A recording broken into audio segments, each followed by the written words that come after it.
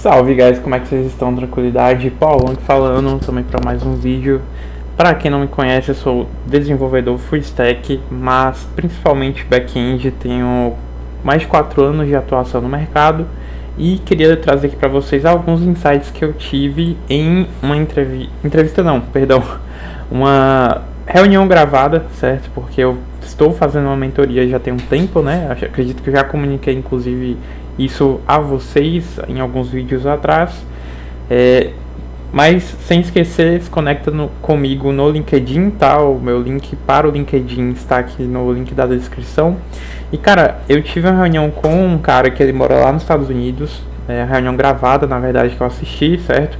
Eu poderia ter entrado na reunião, mas geralmente eu assisto só a gravada, porque durante a semana eu trabalho, eu já emendo o trabalho com a academia, eu poderia acordar um pouco mais cedo, mas opção minha, né? Então eu faço minha rotina, opção, acabo acordando um pouco mais tarde, no limite ali, começo a trabalhar 9h30, entro 9 horas eu acordo, 9h30 eu entro e saio 7 horas, às vezes saio um pouquinho mais tarde, enfim. Mas o ponto aqui, cara, eu vi essa gravação e foi a melhor que eu vi até hoje, tá? Eu não posso falar qual mentoria mas é a mais famosa pra você trabalhar pra fora do Brasil. Esse cara, ele era gringo, tá? Ele falava só inglês, ele conseguia entender tudo, porque graças a Deus o meu listening é ok, consigo entender tudo hoje em dia, só o meu speak, né, que eu preciso melhorar mais. Mas cara, eu queria trazer aqui pra vocês os principais pontos que ele trouxe, que eu acho que quando você pega uma pessoa de lá de fora, que pega brasileiros, ajuda, né, então tanto ele trabalha fazendo o processo de recrutamento para empresas, né, então ele ganha com isso, quanto desenvolvedores pagam a ele para que ele facilite esse processo e recomende mais eles ali nas vagas e tudo mais. Tanto que ele já efetivou 79 pessoas no ano passado, ou foi em 2024, não lembro, e esse ano ele já efetivou 13 pessoas, né, lá fora, não necessariamente só brasileiros, tá, mas tem muito brasileiro pelo que ele falou. Principalmente para ele ter um contato muito grande com essa mentoria, então a galera que vai aprendendo, vai pegando as manhas ali na mentoria e já vai ajudando ali, né? Tem essa relação ali com a mentoria, acredito eu, certo? Mas, principalmente porque essa mentoria que eu faço, eu acredito que é a melhor do mercado e é a única que eu vejo aí divulgando, enfim. Mas o ponto quais foram os principais pontos que ele trouxe aqui? Primeiro, que ele traz muito essa questão, né, de você desmistificar o processo, né, porque é o cara que está lá, o cara que trabalha lá, ele já trabalhou com tecnologia, ele faz esse processo ponta a ponta, de pegar o cara e realmente efetivar para ele trampar na empresa e ele ganha com isso, né, então, mano, o principal ponto que ele trouxe você tem que pensar muito bem, porque eu estou mostrando, né, essa imagem aqui, com relação a startups, né, então lá fora tem muita vaga, e você vai achar muita vaga. Pode ser que você passe aí no processo. Só que às vezes nessa ânsia de você querer sair do Brasil e ganhar em dólar, você pode acabar caindo numa furada, né? Apesar de que você trampar lá fora por 6 meses compensa bastante, né? Só que o problema é que talvez manche um pouco sua carreira, porque o principal ponto é que as startups lá fora, se você só conseguir entrar para startup, e é que elas fecham, né? E ele mesmo, palavras dele, falou que a galera é muito nova, a galera que está abrindo startup lá fora são pessoas muito novas, não tem experiência de negócio e a parada acaba falindo, né? Então você pode ver aqui que em um ano 80% das startups sobrevivem, depois 70%, depois 50% e vai caindo, né? E assim, de qualquer forma a gente sabe que o dev bom é o dev que vai onde o dinheiro tá, né? Então, se uma startup muito boa começa e você pega ali, consegue passar no processo mais rapidamente, entra. Ela ficou só 1 ano, mas pô, ela te pagou $5.000 mês. Valeu a pena, né? Ainda mais que se ela só faliu, né? Não vai manchar o teu currículo, certo? Então, assim, tem que ponderar isso. Mas o problema é que você vai ter que fazer o esforço de novo de correr atrás de outras vagas, né? E honestamente, quanto mais a IA vem aí, né, substituindo mais a galera, as vagas de dev caíram um pouco. E esse foi um dos principais pontos que ele trouxe. Considera a empresa que você está entrando, porque, cara, com certeza vale muito a pena você trabalhar lá para fora, querendo ou não, certo? Mas o ponto é que vale a pena você fazer uma entrevista também, não é só você entrar com a mentalidade de que eu estou sendo entrevistado, mas também entrevistar, porque qual a motivação da empresa, tem futuro de mercado, porque a gente quer estabilidade, né? Então, se você pegar uma empresa aí que esteja voando e que ao mesmo tempo seja estável, aí você achou o baú de ouro, né? É só abrir e ser feliz.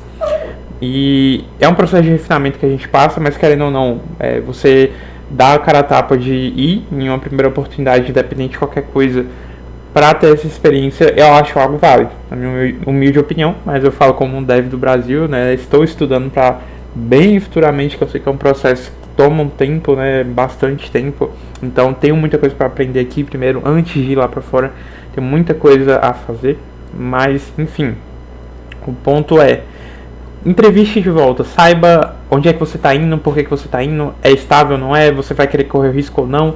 Isso depende de momentos da vida que você está. Se você tem filhos, se você não tem, se você pode arriscar mais, se você mora com seus pais, pode arriscar.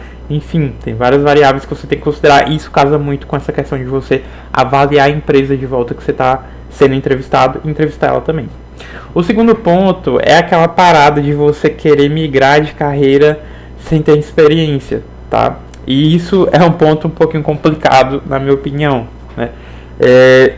Você tem que prestar muita atenção, porque existem algumas tecnologias, eu não vou lembrar todas, mas ele citou várias coisas lá, várias tecnologias. Então, se você é um dev júnior Python com muita skill e manja muito de IA, aprendizagem de máquina, tudo mais, tá muito em alta isso, né? A gente sabe disso por conta do cloud, por conta do ChatGPT, muitas funcionalidades sendo lançadas para suprir essas demandas, né? Então, quem é que vai criar a primeira automatização completa de DevOps? E eu acho que já tem. A Cloud acabou de lançar, por exemplo, automação para pentest, né? Você fazer teste de penetração, revelar as falhas. Então a correria é muito grande, precisa de gente para estar dando manutenção nessa IA que é lançada. Então eu entendo que o futuro é esse, e realmente é Python, LLM. Ele falou de engenharia de prompt também. Eu fiquei muito curioso porque, enfim, os vibe coders existem mesmo, não são lendas, não são achismos da comunidade, não é só o meme, realmente existe o vibe coder, que o vibe coder nada mais é que o cara que manja muito de prompt, né?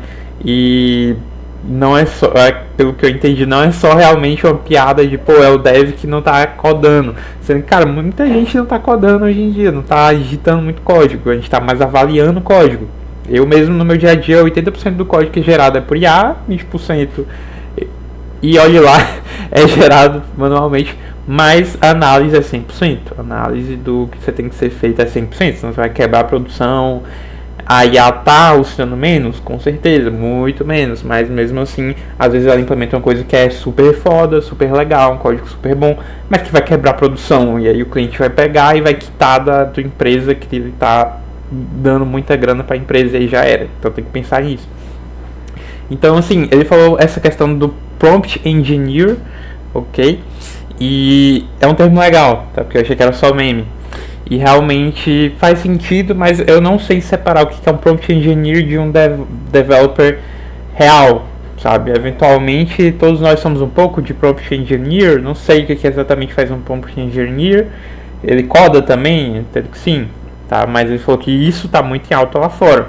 Talvez seja uma tendência que ainda venha para o Brasil, mas que ou talvez seja realmente o cara que é dev, e aí em vez de separar entre o cara que faz prompt e um cara que é dev, aí junta tudo aqui no Brasil, igual QA, né? Às vezes as startups aqui no Brasil não tem muito dinheiro para estar contratando QA. O dev ele vira um QA, né? Ele tem que testar para estar funcionando o que ele vai lançar ali em produção, né? Então tem esse ponto, né?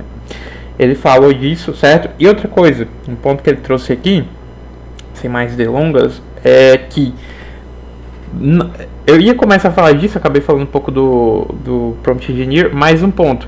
Se você tem muito tempo de experiência, por exemplo, em .NET, igual eu, tenho muita experiência em .NET. Agora eu quero ir aplicando para uma vaga de Python.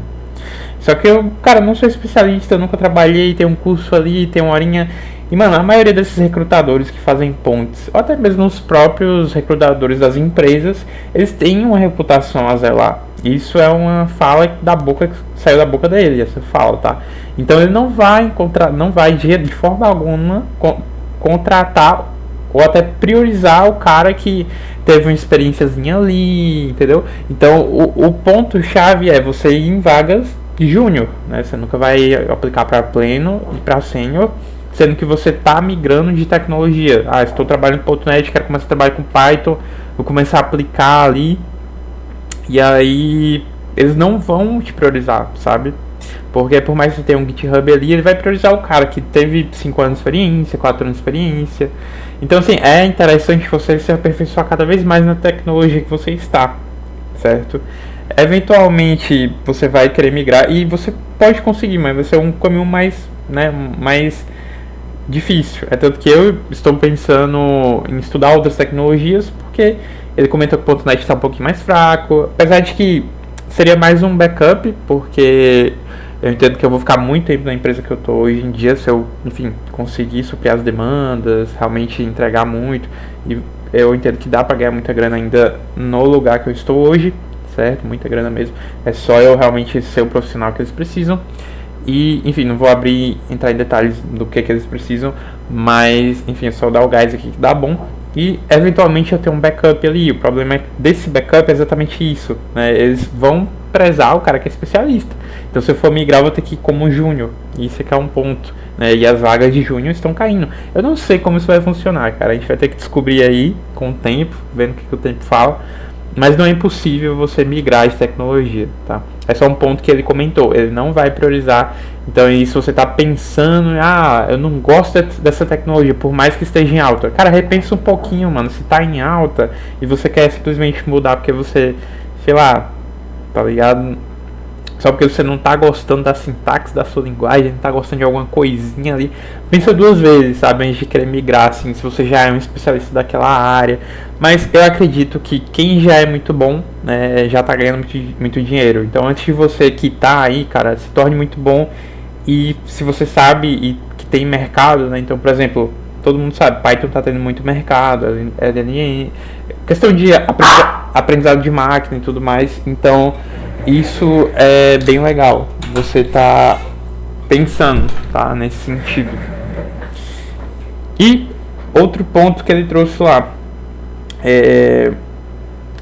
currículo pode ter até 3 páginas, não tem muito problema, é a opinião dele, tá? Ele trouxe sua opinião, mas já vi devs que ganham 19 mil, que são conhecidos meus, não são amigos próximos, mas conhecidos, que ganha 19 mil dólares e, enfim, eles falam que tem que ser só uma página. Aí eu acho que é uma questão de opinião, tá? Mas outro ponto, se você tem muito tempo de experiência, ele comentou que é super importante você fazer um highlight, né? Tipo, tô aplicando para uma vaga de Python ali, que eu tenho experiência em Python. Pô, deixa as primeiras, né, as primeiras skills, primeiras experiências, né, que você teve em Python, primeiros cursos, certificações em Python, ali em cima, né, e depois você coloca umas coisinhas ali a mais, mas que não passe de 3 páginas. Tanto que teve um dev que tirou exatamente essa dúvida, mas muito legal, cara, foi a primeira... A última que eu tinha assistido foi a melhor, que foi com um dev que trabalha para Europa, não lembro qual cidade que ele trabalha, e... Valeu. Voltei, foi mal, tive que pausar aqui rapidão, mas é isso. O que eu tinha mais gostado foi uma que foi para um dev que tá trabalhando pra Europa. Aí agora o que eu mais gostei dessa mentoria que eu tô fazendo foi desse cara que é gringo. E, cara, isso é muito bom, velho, porque você vê como é realmente a coisa. Tipo assim, é bom ouvir pela voz e pela visão dos brasileiros, mas, cara, você vai lá, entende o cara, eu consigo entender todos os pontos que ele trouxe, e é isso, sabe? Então, assim, os principais pontos que ele trouxe foi: currículo pode ter até 3 páginas, mas começa o currículo com o que é para aquela vaga realmente, né? Então, se você está aplicando para uma vaga de Python, né, como eu falei, experiências, skills, as primeiras em Python, em inglês também é importante você já destacar ali em cima qual é o seu nível de inglês, isso é bem legal. E se você for aplicar para uma vaga, pensa um pouquinho se você quer migrar de tecnologia e tudo mais, mas eles vão sempre priorizar o cara que tem já experiência por conta da reputação deles mesmo, certo? E avalia bem a empresa que você vai, tá? Porque você tem que perguntar que tá rolando, como é que tá, o que pega, porque se você for pego desprevenido e ficar 3 meses só na empresa, é muito ruim, sabe? Você pode acabar sendo mal avaliado, fica mal visto no LinkedIn, você não vai nem querer colocar isso no LinkedIn. Então pensa bem em que empresa você vai, tá? Essa questão deles priorizarem, assim, você vai ter que fazer de tudo, né? Eles priorizarem a questão dos especialistas. Se você for migrar, tem os portfólios já, né? Pelo menos 2 portfólios ali da tecnologia no seu GitHub, coloca que você fez cursos e tudo mais. Mas, cara, eu não sei qual seria a melhor forma, mas, enfim, você faz de tudo, né? Faz os cursos, disponibiliza, passa no teste técnico, acho que esse é o principal ponto, né?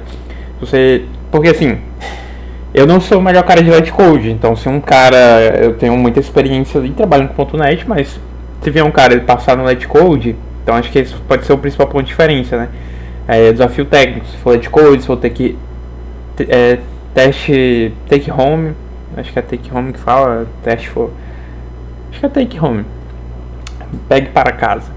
E aí, se o cara passar, eu não sou muito bom de Letcode, sinceramente. Eu tenho muita experiência, sei desenvolver, enfim, mas eu uso muito IA, tá ligado? Mas se o cara passar, teoricamente pode ser considerado um cara mais inteligente do que eu. Então acho que isso que vai separar aqueles caras que estão querendo de migrar do especialista, né? Mas talvez seja um gap que a IA tá criando aí, que se você for um cara que manja de Letcode, de passar nos testes técnicos, você vai conseguir migrar aí tranquilamente entre as tecnologias, enfim, se a empresa falir, você já colheu os dólares ali que você precisava e parte para outra, né? Então são esses pontos aí, acho que pode ser um contra-argumento ali, né? E que vai ajudar a gente a, enfim, se precisar trocar de tecnologia e se equiparar aos especialistas. Mas de qualquer forma, geralmente, comumente, né, os especialistas, eles são muito bons em Letcode e tudo mais. Enfim, é só um gap que eu tenho aqui e que estou tentando corrigir. Mas enfim, simbora. Um beijo, queijo, se conecta comigo no LinkedIn e tamo junto. Valeu, um abraço.